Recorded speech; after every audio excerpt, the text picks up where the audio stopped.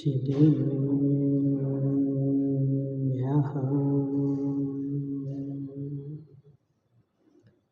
नमः श्रीवर्धमानाय निर्धूतकलिलात्मने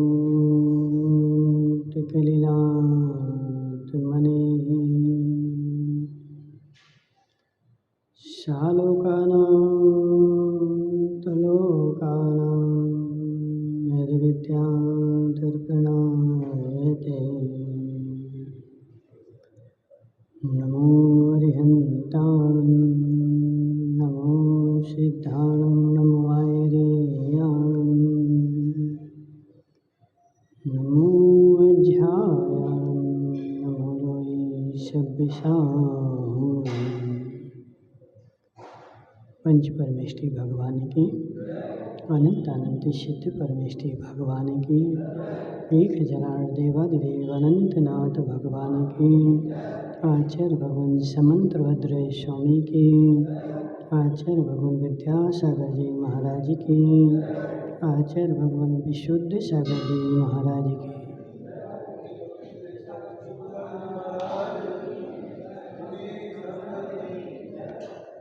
मनुष्य आचार्य भगवान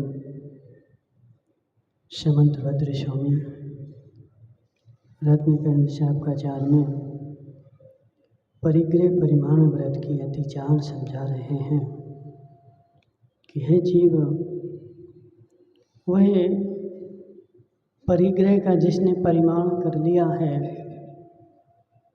और जिसने अपने परिग्रह को व्रत बना लिया है, जिसने अपने परिग्रह को निर्जरा का साधन बना लिया है, जिसने अपने परिग्रह को कर्म बंध के साधन से दूर कर दिया है। महाराज, परिग्रह भी कर्म निर्जरा का साधन है। हाँ, परिग्रह भी निर्जरा का साधन है। धन संपत्ति भी निर्जरा का साधन है। लेकिन कब वह रजिस्टर्ड होनी चाहिए। यदि रजिस्टर्ड है तो निर्जरा का साधन है, और बिना रजिस्टर्ड है तो कर्मबंध का साधन है। राकेश जी, तुम्हारे पास संपत्ति है और पुलिस ने तुम्हारे घर में छापा डाल दिया, अब क्या होगा? बोलो, छूटोगे कि जेल में जाओगे? यदि उस संपत्ति मेरी रजिस्टर्ड है, जितनी संपत्ति मेरे पास है, यदि उसका मेरे पास रिकॉर्ड है और उसका मैं टैक्स भरता हूँ, तो संसार की कोई भी पुलिस मुझे पकड़ नहीं सकती है। और यदि संपत्ति का मैंने टैक्स नहीं भरा है और 2 नंबर की संपत्ति मेरे पास पड़ी है, तो वह पुलिस जो है तुम्हें पकड़ के ले जाएगी। इसलिए सुरेश दादा, ऐसे मेरे पास जो संपत्ति है, मैंने उसका परिमाण कर दिया। तो परिमाण कर दिया मतलब क्या? उसको रजिस्टर्ड कर दिया है। तुमने एक फॉर्म भर के नरेश के पास गए और नरेश के पास जा कर के एक फॉर्म भरवा दिया, हमारे पास इतनी संपत्ति है, सरकार को बता दी, तो उतनी बता दी तो वह तुम्हारी रजिस्टर्ड हो गई। तो ऐसे कमलेश भाई, तुम्हारे पास जितनी संपत्ति है और जितनी आवश्यकता है, वह तुमने एक फॉर्म भर के भगवान को बता दी कि हे भगवान, मुझे जीने के लिए और काय के लिए, देव शास्त्र गुरु की सेवा करने के लिए इतनी संपत्ति की आवश्यकता है, इतने से ज़्यादा मैं नहीं रखूँगा। तुमने वो परिमाण कर दिया, वह तुम्हारी रजिस्टर्ड हो गई और वह संपत्ति तुम्हारे निर्जरा का साधन बन गई। जब तक असीमित थी, 2 नंबर की थी, कर्म बंद करा रही थी, और जैसे ही तुमने उसको रजिस्टर्ड किया, वह तुम्हारे निर्जरा का साधन बन गए। मंगलेश दादा, समझो बात को, तुम्हारे घर में एक डिब्बा में चावल रखे हैं और वह बहुत सारा डिब्बा भरा पड़ा है। वह डिब्बा का चावल तुम्हारे कर्म बंध का साधन है और उसमें से तुमने एक मुट्ठी चावल निकाला और उसमें संकल्प कर लिया कि मैं भगवान देवादिदेव अनंतनाथ को चढ़ाने के लिए और ये चावल ले जा रहा हूँ। और जैसे ही तुम्हारी मुट्ठी में आया तो वह चावल तुम्हारी निर्जरा का साधन बन गया।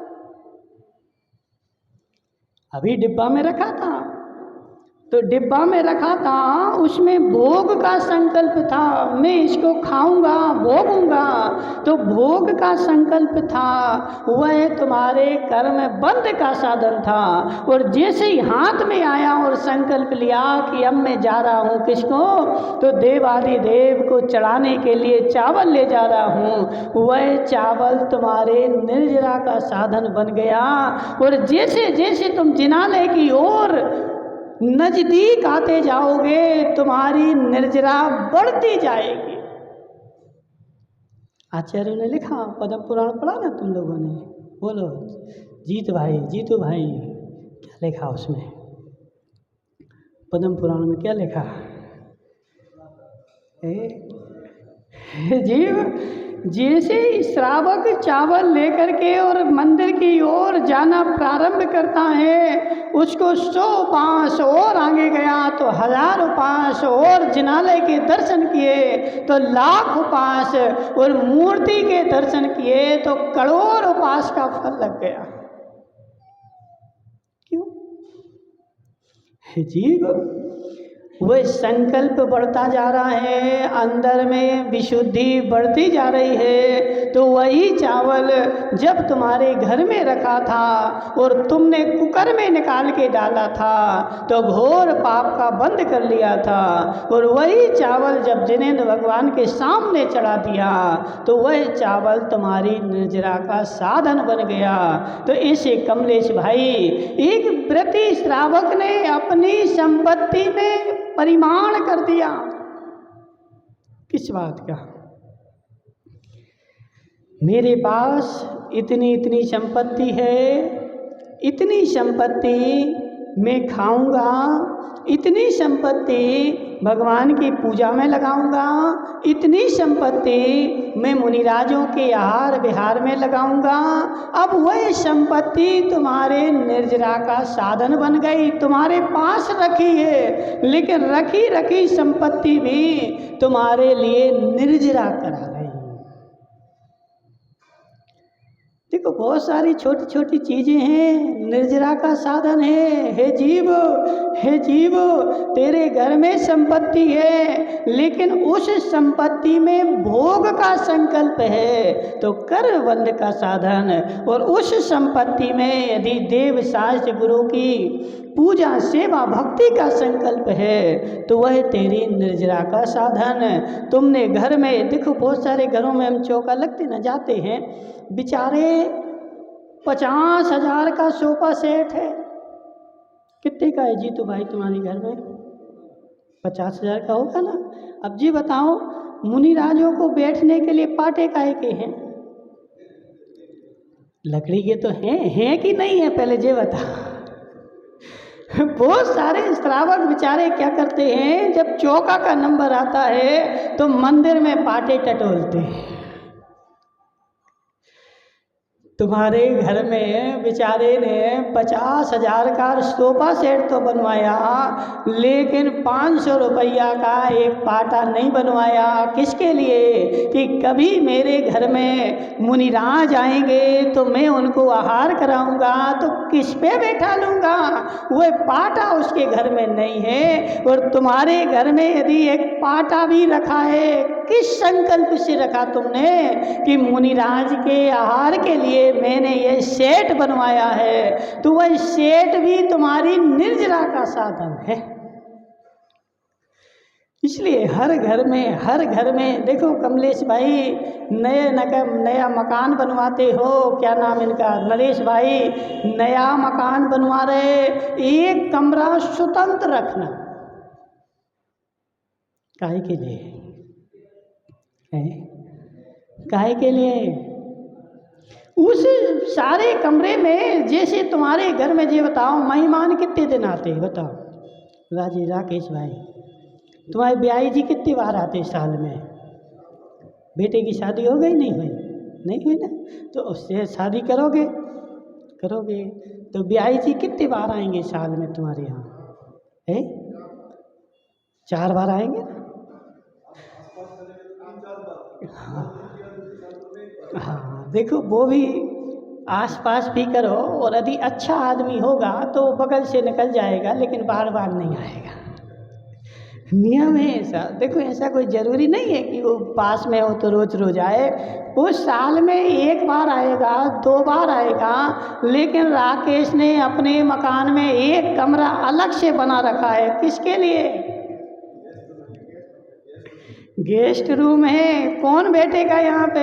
तो जब हमारी ससुराल से आएंगे, ब्याही जी आएंगे, तो उनके लिए तुमने एक कमरा अलग से बना रखा है। तो एक मकान में एक कमरा अलग से बना करके रखो सुरेश भाई। किसके लिए? जब नगर में मुनिराज आएंगे तो मैं इस कमरे में चौका लगाऊंगा। और ऐसा यदि तू कमरा रखता है, वह कमरा तुम्हारा निर्जरा का साधन है, वह कमरा तुम्हारी विशुद्धि का साधन है। अब बेचारे क्या करते हैं कि वही कमरा, उसमें सोफा वोफा लगा रखे, अब यहाँ खिसकाओ वहाँ खिसकाओ। नहीं नरेश भाई, तुम लिख लो आज कॉपी पे, अपनी देवी से बोलना। क्या इतना बड़ा मकान बना रहे, एक कमरा उसमें स्वतंत्र रखना। उसमें मात्र क्या रहे? तो एक लकड़ी की टेबल रहे और उसमें पाटे रहे, और मुनिराज के आहार में जो जो काम में आता है वही सामग्री रहे। उसमें दूसरा कोई भी काम नहीं करेंगे, ना सोफा रखेंगे, ना बिस्तर रखेंगे, ना कुर्सी रखेंगे, कुछ भी नहीं रखेंगे। वह कमरा हमारा 24 घंटे तैयार रहे। जैसे ही मुझे खबर लगी मुनिराज आ रहे हैं, और तुरंत तैयार। अब करना क्या? देखो बेचारी इन माताओं ने इतना इतना इतना वो बना रखा है, हवा बना दिया है। अब चौका लगना है, बेचारे मोहल्ले भर की डुकरियाँ आएंगी।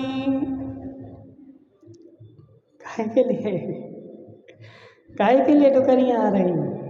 इनके यहाँ चौका लगना है। अब एक डुकरिया ऐसी रोटी खींचेगी, एक डुकरिया ऐसी खींचेगी, उस रोटी में 17 खूंट बन जाएंगे। उसने थोड़ा खींचा, उसने थोड़ा, सत्यानाश कर जाएगी।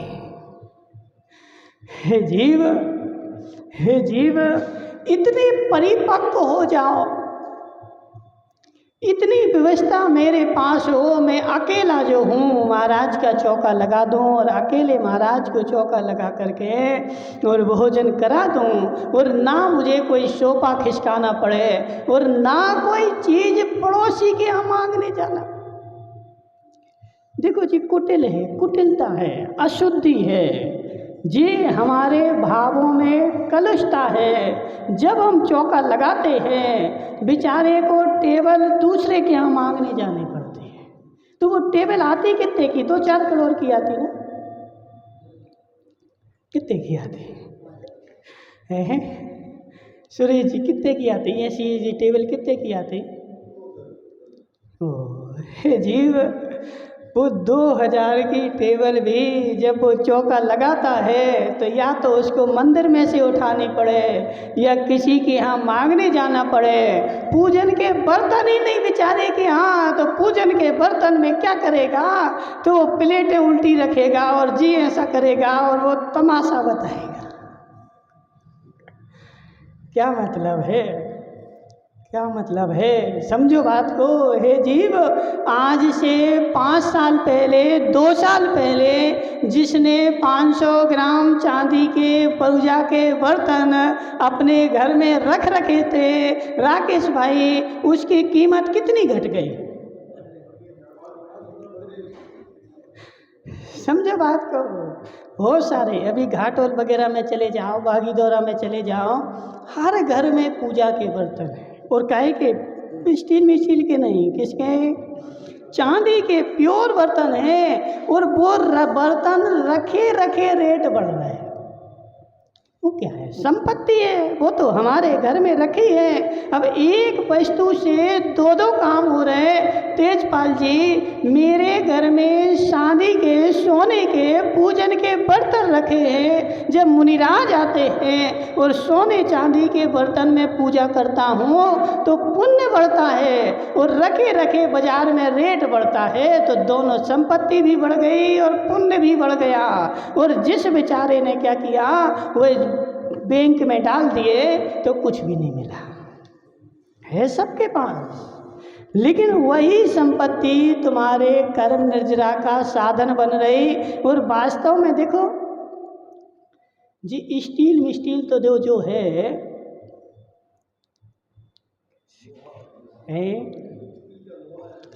पुण्य घटाने वाली वस्तु है। यदि स्टील के बर्तनों में पूजा करते हो, स्टील के बर्तनों में अभिषेक करते हो, तो आचार्य कहते हैं कि हे जीव, तुम्हारा पुण्य बढ़ता नहीं है, तुम्हारा पुण्य घटता है। क्यों महाराज, क्यों? हे जीव, पुण्य ऐसे घटता है। राकेश भाई, तुम करोड़पति आदमी हो, नहीं हो? क्यों? करोड़पति तो हो गए, आज की यहाँ बैठे एक भी नहीं होगा जो करोड़पति नहीं हो। यदि तुम्हारे पास मकान नहीं है तो 1 करोड़ का है, कितने का है बताओ? कम से कम यदि तुम्हारे पास मकान ही अकेला है, नगदी कुछ भी नहीं है, तो कम से कम 1 करोड़ का मकान है। इसलिए राकेश भाई, तुम करोड़पति हो, ठीक है? अब तुम करोड़पति हो और सब लोग तुम्हें जानते हैं कि तुम करोड़पति आदमी हो, तुम्हारी ख्याति पूरे पागड़ में फैल गई, और अब तुम्हें बेटे की शादी करनी है। अब तेजपाल जी तुम्हारे घर में आए लड़के को देखने के लिए। अब तुमने क्या किया, इनको दोना पत्तल में रोटी खिलाई। नहीं, उनको पता है कौन है, क्या नाम है, राकेश जी। जो भूल जाते हैं, बुढ़ापा लग गया ना, याददाश्त कमजोर हो। राकेश जी करोड़पति हैं, तेजपाल को पता है कि सोने की चांदी की सब थालियां इनके यहाँ हैं, लेकिन तुमने क्या किया, इनको तेजपाल को कागज की दोना पत्तल लगाया और उसमें रोटी खिलाई। अब बताओ तेजपाल जी, तुम अपनी बेटी पोती की शादी इनके यहाँ करोगे? हाँ ना तो बोलो, नहीं बोलोगे? क्यों? करोड़पति है वो तो, कमजोर थोड़ी है, खूब पैसा है उसके यहाँ। हे जीव, भले खूब पैसा हो, लेकिन तुमने दोना पत्तल में खिलाया है। तुम तो अरबपति रहे आओ, वो तुम्हारे यहाँ शादी नहीं करेगा, छोड़ के भग जाएगा, क्योंकि तुमने उसकी इज्जत नहीं करी। तो ऐसे तुम्हारे पास माताओं, भले सोना हो चांदी हो कुछ भी हो, लेकिन देवादि देव के सामने जब तुम पूजा करता है तो उनको तो तू लोहे के बर्तन परोसता है। अब तुम्हारा पुण्य जो है कम हो गया, क्योंकि दिखा रहे ना, जो दिखता है वो बिकता है। संसार में तुम्हारी तिजोरी में कितना रखा इससे कोई मतलब नहीं, तुम्हारे दिख कितना रहा है। बाहर जितना दिखता है उतना ही तुम्हारा बिकता है। राकेश भाई, सत्य कि नहीं? तुमने अच्छे सोने चांदी का बड़ा सा शोरूम बना रखा है, उसमें सारे जेवर जो है दूर से दिखते हैं। क्यों दिखा रहे? सब पता है राकेश भाई, क्यों दिखा रहे? बोलो ना।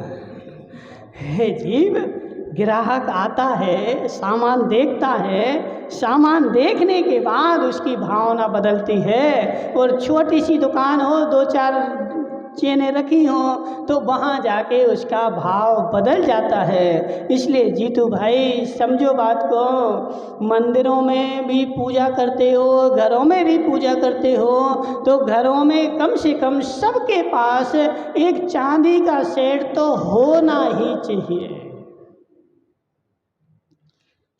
कभी भी मुनिराज का अपन चौका लगाते हैं, पड़गाहन करते हैं। अब वो बेचारा क्या करता है, एक कटोरी उल्टी करो, एक कटोरी सीधी करो, एक कटोरी और लाओ। इसका मतलब क्या है, तुम्हारे घर में पूजा के बर्तन नहीं है और तुम्हारे अंदर में मुनिराज के पूजा के भाव नहीं है। तू मात्र क्या कर रहा है, एक कर रहा है। और जिसकी भावना होती है, भाव होते हैं, वो हमेशा अपने घर में एक सेट रखता है, सारी व्यवस्थाएं रखता है। और आता कितने का है, जितने तुमने मकान में लगाए उसके 1% भी नहीं लगते।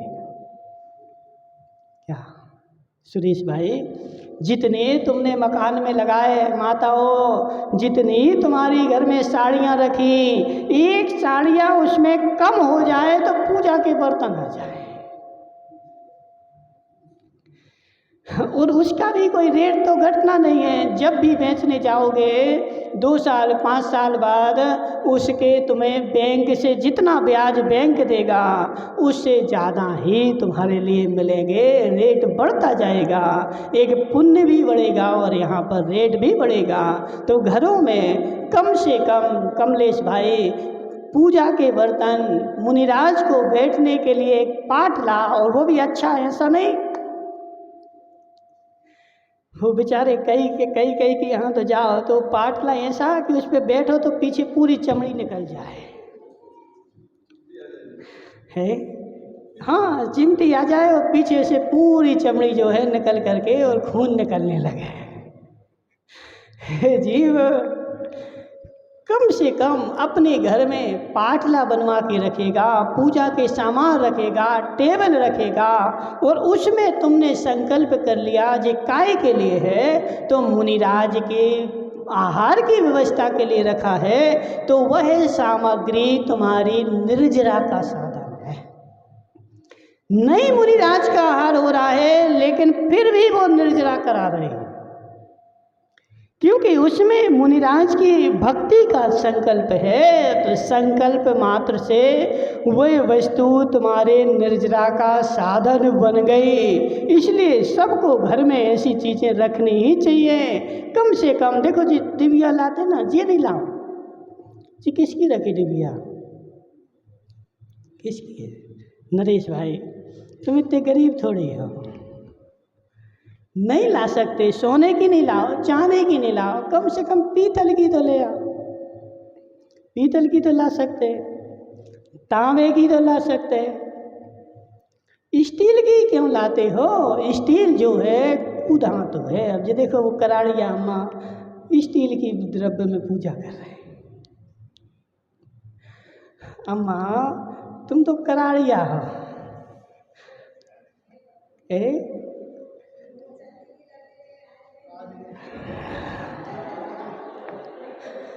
ऐसे ही होता है। जिस दिन रोज रोज अपन क्या करते हैं, गाड़ी का रोज बेल्ट बांधते हैं और बाजार में जाते हैं, गाड़ी चलाते हैं, लेकिन आज ही नहीं बांधा, आज ही बेल्ट नहीं बांधा, और आज नहीं क्या किया, पुलिस वालों ने रोक दिया कि रुको, और आज ही जो है चालान कट गया। तो ऐसे आज ही नहीं लाए और आज ही पकड़ी गई। कम से कम अपनी लाओ और ले जाओ, कोई ले थोड़ी रहा तुम्हारी, अपनी लाओ घर से और अपने घर में ले जाओ, कोई तुमसे मांग थोड़ी रहा है। लेकिन भगवान की पूजन जो है अच्छे उत्कृष्ट भावों के साथ, उत्कृष्ट द्रव्य के साथ, ये स्टील विस्टील नहीं, जितने भी देखो, क्या नाम तुम्हारा, जीतू भाई, तुम्हारे अभिषेक में भी जितने बर्तन स्टील के लगते हों उनको बदल के पीतल के कर दो। नहीं फिर भी घड़ा बड़ा रखते हो तुम, चांदी का है ना है। जो भी देखो, इसको भी अपन रखते, सुनो हमारी बात, ओम, ये टेबल भी है, इस टेबल को क्या करो, इस पे मार्बल लगा दो, है नहीं, खड़ी रखी रहे तो कोई दिक्कत थोड़ी उसको। एक टेबल सामने खड़ी रख दो, जब बाद में लोग आते हैं तो चावल चढ़ाने के लिए भी हो जाए, उसको बार बार क्यों खिसकानी पड़े, उसके ऊपर मार्बल। बहुत सारे एमपी में जाओगे मंदिरों में लकड़ी की टेबल, उसके ऊपर मार्बल रखा रहता है ये वाली। हाँ, ऐसी मार्बल की रखोगे तो कम से कम उसमें कूदातू तो नहीं है। अभी जितनी भी ये मालाएं हैं, माला कभी भी स्टील की नहीं बनेगी, पत्थर की तो बन जाएगी, धागा की बन जाएगी, प्लास्टिक की नहीं बनेगी। प्लास्टिक जो है कू धातु है और स्टील जो है वो कू धातु है। पीतल जो है शुद्ध धातु है। कहीं भी संसार में चले जाओ तुम्हें कहीं स्टील की मूर्ति मिल जाए, मिलेगी? नहीं मिलेगी। किसकी मिलेगी? पीतल की मिलेगी, पत्थर की मिलेगी, सोने की, चांदी की। तो इसलिए कम से कम अपन को पूजा पाठ करते हैं, घर से डिब्बी लाते हैं। यदि चांदी की हमारी गुंजाइश नहीं है कोई दिक्कत नहीं, चांदी की जगह तुम एक काम करो पीतल की ले लो। पीतल की तो गुंजाइश है और गुम भी जाए तो कोई दिक्कत नहीं। कू धातु नहीं लाना, किसको लाना है? शू धातु लाना। शू धातु लाओगे वह तुम्हारी विशुद्धि बढ़ाएगी, वह तुम्हारे लिए शुभ होगी, और कू लाओगे तो अशुभ होगी। ठीक है नरेश भाई? इसलिए कभी भी माताओं तुम लोग भी थोड़ा सा पुरुषार्थ करो और जो स्टील वाला बंद करो, पीतल की थाली लाओ। नहीं है तुम्हारी गुंजाइश, स्टील की जगह पीतल की लेकर के आओ, और पीतल की धातु में। और कभी भी अपन लोग मंदिरों में बर्तन दान देते हैं, पूजा के बर्तन देते हैं, तो स्टील के बर्तन कभी भी नहीं देना। मंदिर में दान देना है तो कम से कम पीतल के बर्तन दे दो। पीतल की कीमत है, शू धातु है, कू धातु दान में नहीं दी जाती है। तो समझो बात को। क्या चर्चा चल रही थी? परिग्रह व्रत। ठीक है, वह परिग्रह व्रत जो है उसी को यदि तुमने स्वरूप बदल दिया तो वह तुम्हारे निर्जरा का साधन बन गया, और उसका स्वरूप बदल दिया तो वही तुम्हारे कर्म बंध का साधन बन गया। इसलिए यहाँ पर आचार्य समझा रहे हैं अति वाहन अति संग्रह। अति वाहन अति संग्रह, विस्मय लोभाति भार सेनानी। अब एक विस्मय होता है, जब तुम्हें विस्मय हुआ उस समय कर्म का बंध हो गया। दूसरे के परिग्रह को देख करके विस्मय भी नहीं होना, अरे कितना अच्छा मकान,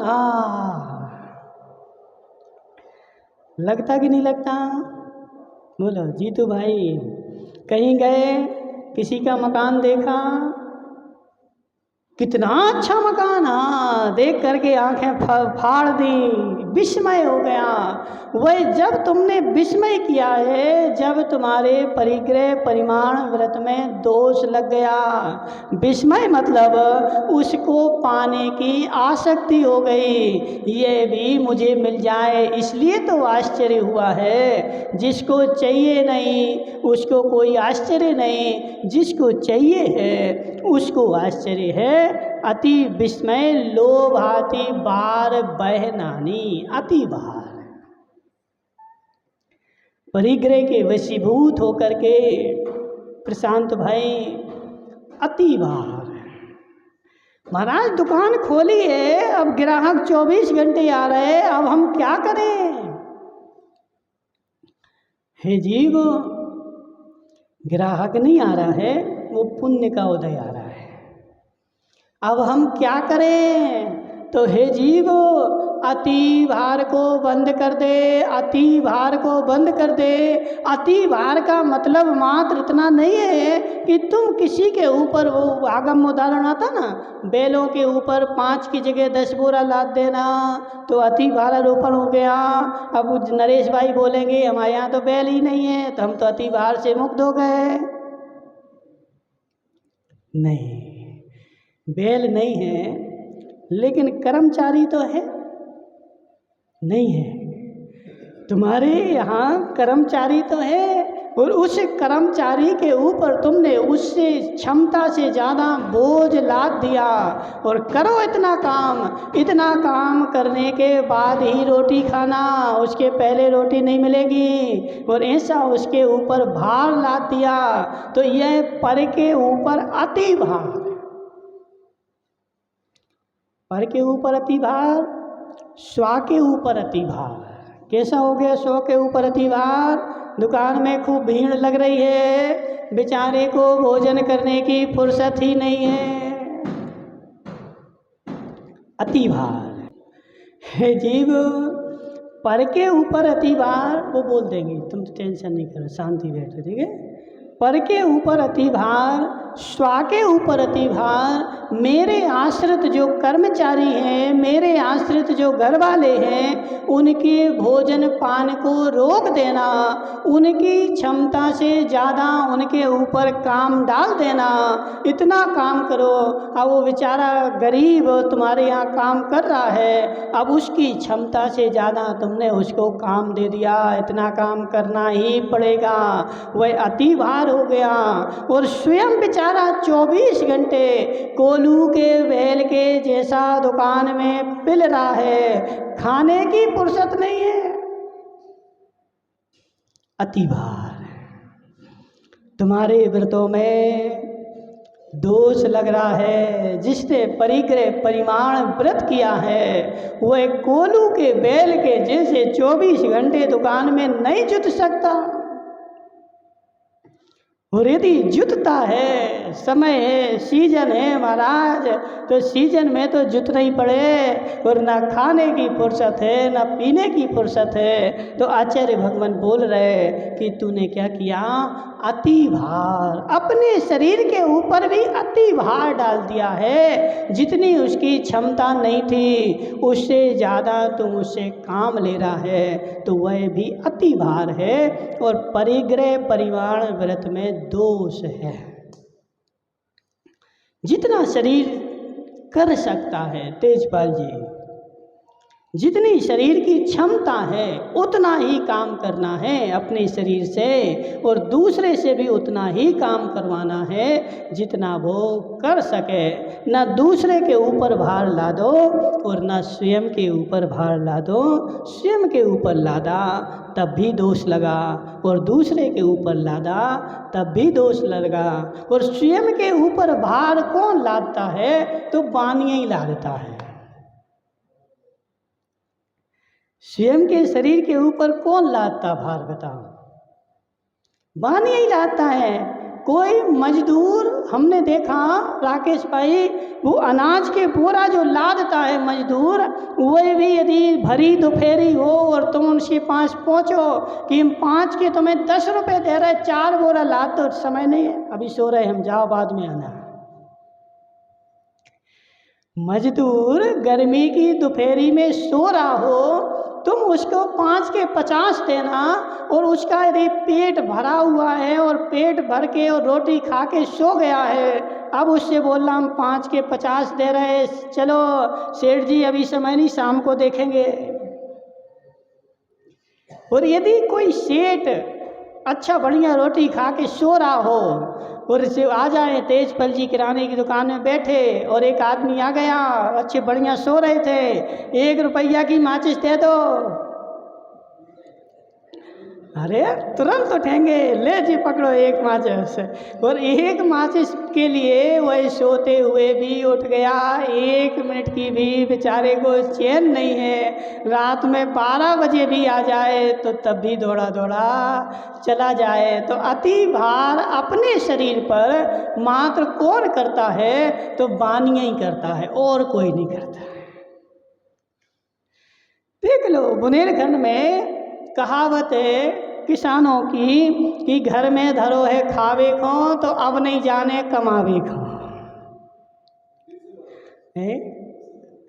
घर में धरो है खावे को, तो अब नहीं जाने कमावे को। मजदूर की आदत है, गर्मी के समय में ऐसा वहाँ बोला जाता है, किसान के यहाँ जाओगे, चलो खेत में काम है, अब वो पहले अंदर जाएगा, अपना टीन देखेगा, टीन में यदि आटा रखा है, सेठ जी आज नहीं जा रहे, कब जाएगा? यदि टीन का आटा ख़त्म हो गया है तो वो काम करने जाएगा, और टीन में आटा रखा है, आज नहीं जा रहा है, आज तो काम है, हमें कल आना है। इतनी उसको संतोषी है। लेकिन सेठ की तिजोरी में 1 10 का नोट रखने भी जगह नहीं है, इतनी पैक है तिजोरी। और फिर भी ग्राहक आ जाए, सेठ जी चलो हमें सामान चाहिए, हाँ हाँ हाँ चलो चलो चलो।